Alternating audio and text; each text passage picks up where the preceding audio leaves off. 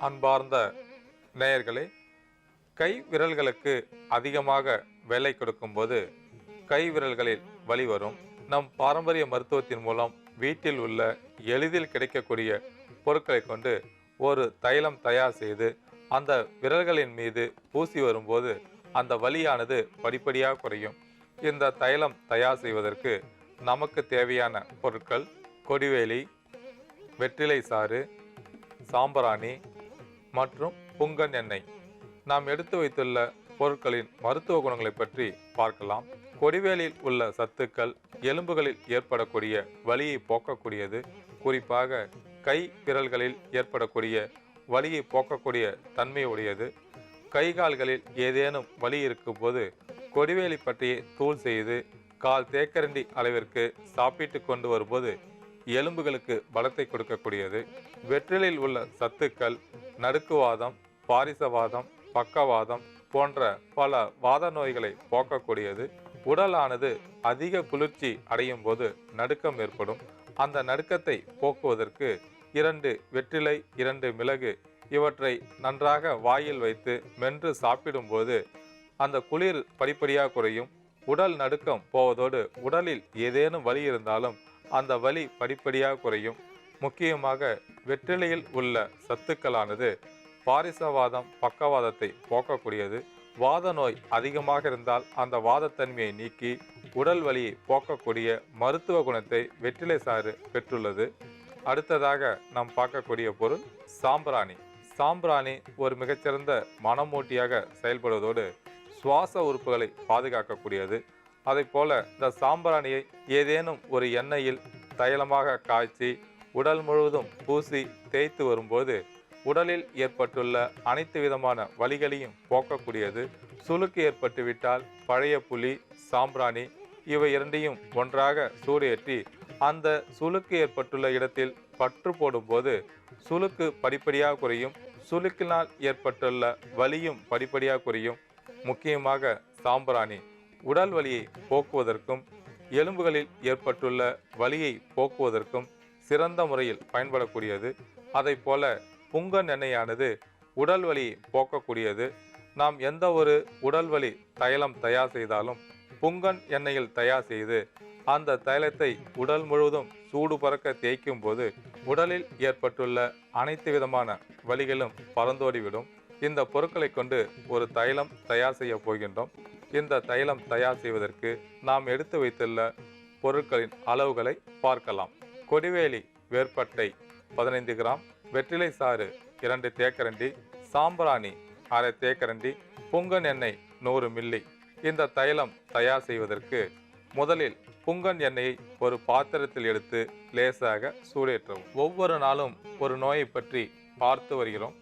அந்த வகையில் இன்று நினைவாற்றல் எதனால் குறைகிறது, அந்த நினைவாற்றலை அதிகப்படுத்த நம் பாரம்பரிய மருத்துவத்தின் மூலம் எந்தெந்த பொருட்களை கொண்டு ஒரு மருந்து தயார் செய்து கொடுக்கலாம் என்று இப்பொழுது பார்க்க போகின்றோம். நினைவாற்றல் குறைவதற்கு பல காரணங்கள் இருக்கின்றன. அதாவது மன அழுத்தம் அதிகமாக இருக்கும்போது நினைவாற்றல் திறன் குறையும். அது மட்டுமல்லாமல் நாம் ஏதேனும் ஒரு விஷயத்தை தீவிரமாக யோசித்து கொண்டிருக்கும்போது மூளை நரம்புகள் பாதிப்படைந்து நினைவாற்றல் திறன் குறைவதற்கு வாய்ப்புண்டு. அது மட்டுமல்லாமல் அதிக உஷ்ணம் இருக்கும்போது உஷ்ணத்தின் காரணமாக மூளைக்கு செல்லக்கூடிய இரத்த ஓட்டம் குறையும் போது அதன் காரணமாகவும் நினைவாற்றல் குறைவதற்கு வாய்ப்புண்டு. இதுபோல பல காரணங்கள் இருக்கின்றன. ஆனால் மிக முக்கியமான காரணம் நோய் எதிர்ப்பு சக்தி உடலில் குறையும் பொழுது இரத்த ஓட்டம் குறையும். அதனால் நினைவாற்றல் திறன் குறைவதற்கு வாய்ப்புண்டு. அதாவது நம் மூளையில் ஏதேனும் ஒரு தகவலை கொண்டு செல்லும் நிகழ்வை என்கோடிங் என்பார்கள். அந்த கொண்டு செல்லப்படும் தகவலை பதிவு செய்யக்கூடிய நிகழ்வை ஸ்டோரேஜ் என்பார்கள். அடுத்ததாக நமக்கு தேவைப்படும் போது சரியான நேரத்தில் அந்த தகவலை எடுத்து கொடுப்பதற்கு ரெட்ரீவல் என்பார்கள். இந்த என்கோடிங், ஸ்டோரேஜ், ரெட்ரீவல் இந்த மூன்றும் சேர்ந்த நிகழ்வுகள் தான் நினைவாற்றலாகும். இந்த மூன்றில் ஏதேனும் ஒன்று பாதிப்படையும் போது நினைவாற்றல் திறன் குறையக்கூடும். நினைவாற்றல் திறனை அதிகப்படுத்துவதற்கு நாம் அன்றாடம் ஒவ்வொரு நாளும் ஒரு புது விஷயத்தை கற்றுக்கொள்ள வேண்டும்.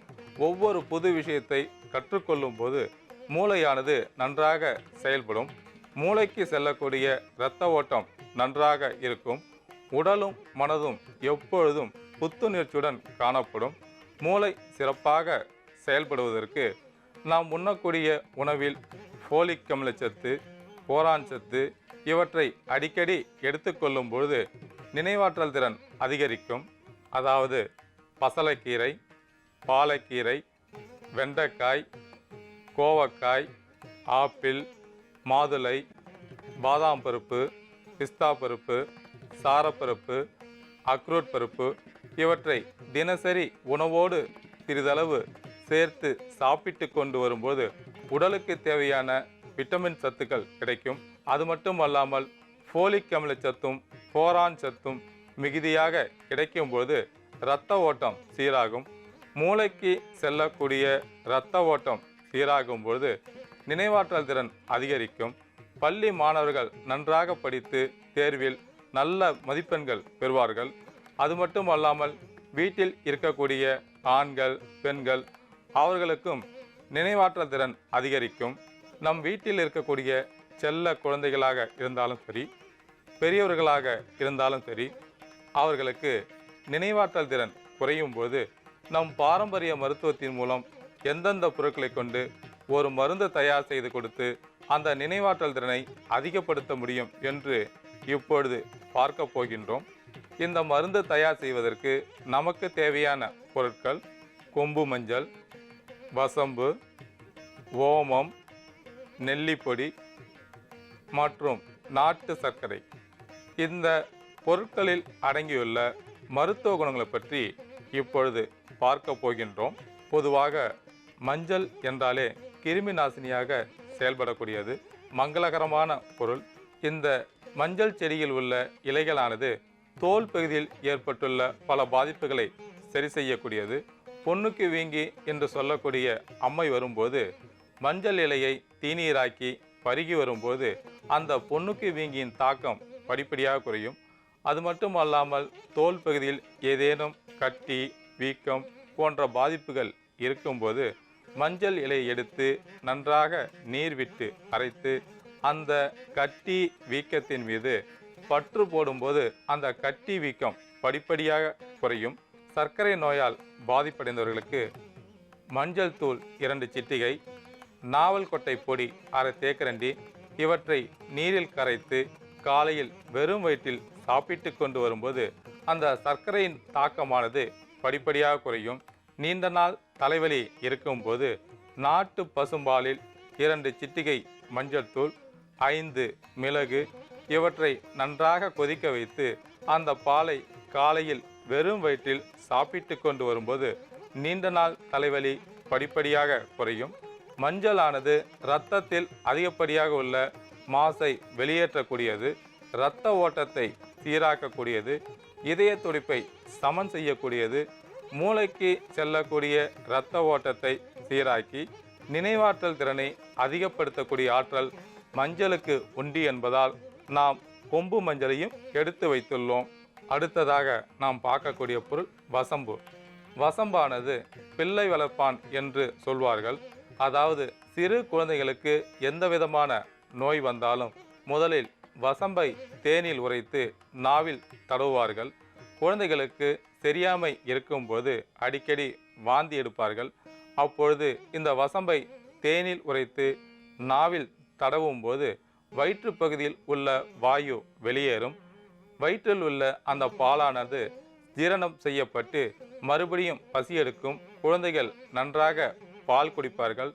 உடல் பலவீனமாக இருக்கும்போது வசம்பு, அமுக்கரா பொடி, நிலப்பனம் கிழங்கு பொடி, தண்ணீர் விட்டான் கிழங்கு பொடி இவற்றை சமன் எடையாக எடுத்து தூள் செய்து வைத்து கொண்டு இந்த சூரணத்திலிருந்து 1/4 தேக்கரண்டி அளவிற்கு காலை இரவு 2 வேளையும் தேனில் குழைத்து சாப்பிட்டுவிட்டு நாட்டு பசும்பால் அருந்தி வரும்போது உடல் பலம் பெறும்.